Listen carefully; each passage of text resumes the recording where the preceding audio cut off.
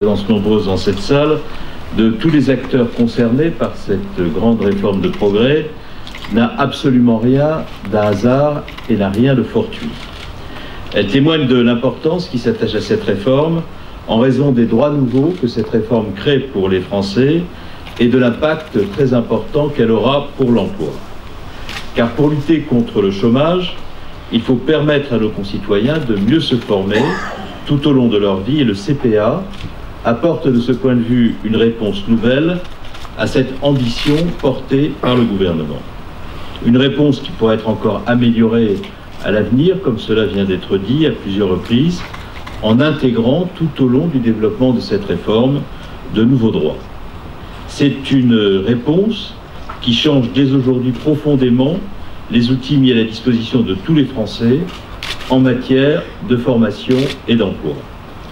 Cette réforme décisive, mesdames et messieurs, est l'aboutissement d'un très long travail de réflexion et de concertation, comme en témoignent là aussi les interventions des différentes personnes qui ont eu à co-construire ce grand projet.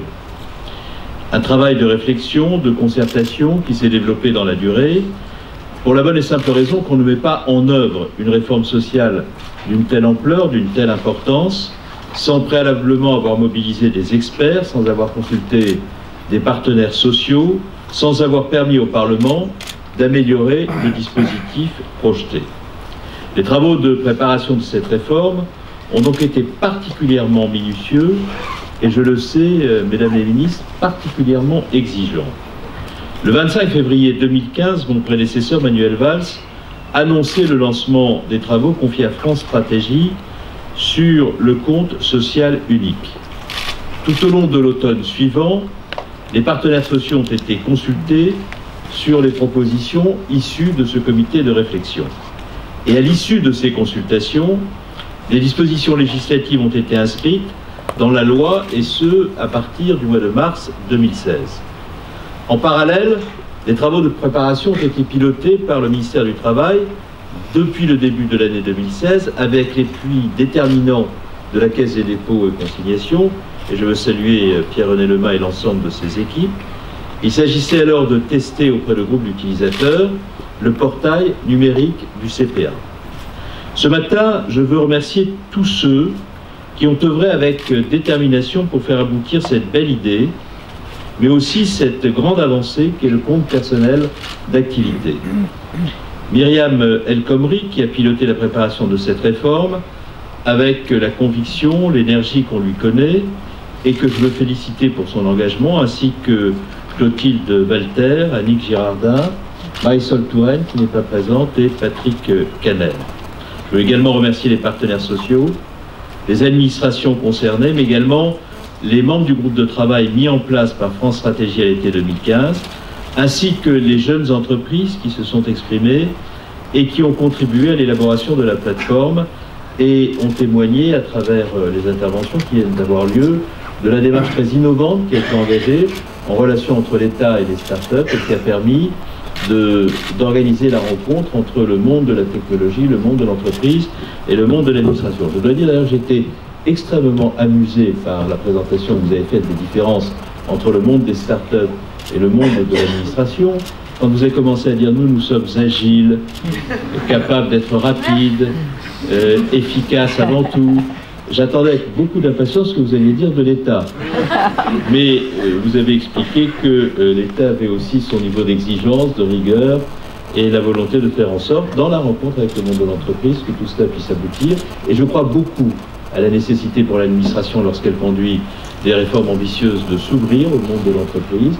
Je crois beaucoup à la nécessité d'associer aux grandes réformes, et notamment aux grandes réformes sociales, ceux des chefs d'entreprise qui portent par la spécificité de leur entreprise une forme d'ambition pour l'avenir, une ambition d'innovation notamment. Et l'intervention que vous avez faite, cher monsieur, était tout à fait emblématique de ce que nous pouvons faire ensemble. Et je voudrais vous remercier pour la passion que vous avez mise dans votre présentation et pour la manière dont vous avez expliqué ce qui est possible entre l'État et le monde de l'entreprise lorsqu'une ambition commune est sur le métier. Mesdames et messieurs, le compte personnel d'activité devient donc aujourd'hui une réalité. J'ai dit qu'il s'agissait pour nous tous d'un moment particulièrement important. C'est en effet que cette réforme est absolument indispensable pour conforter notre modèle social, pour mieux lutter contre le chômage. Elle crée un outil durable d'émancipation et de promotion sociale pour chaque actif. Et dans le monde du travail tel qu'il existe aujourd'hui, où les carrières sont plus longues, où les entreprises s'adaptent de façon rapide aux évolutions des technologies et des marchés, les changements d'emploi et de statut sont beaucoup plus fréquents qu'ils ne l'étaient par le passé.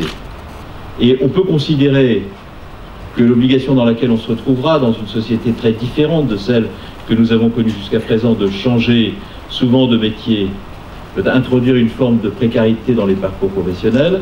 On peut aussi considérer que si ces évolutions professionnelles sont accompagnées, comme nous cherchons à le faire à travers la mise en place du CPA, nous aurons au contraire autant d'opportunités qui se présenteront pour ceux qui, salariés dans l'administration ou dans les entreprises, aspirent à progresser toujours, et nous aurons réussi à faire de ce qui peut être une inquiétude une extraordinaire opportunité de développement des carrières et d'épanouissement des talents dans les entreprises comme dans les administrations. Et je souhaite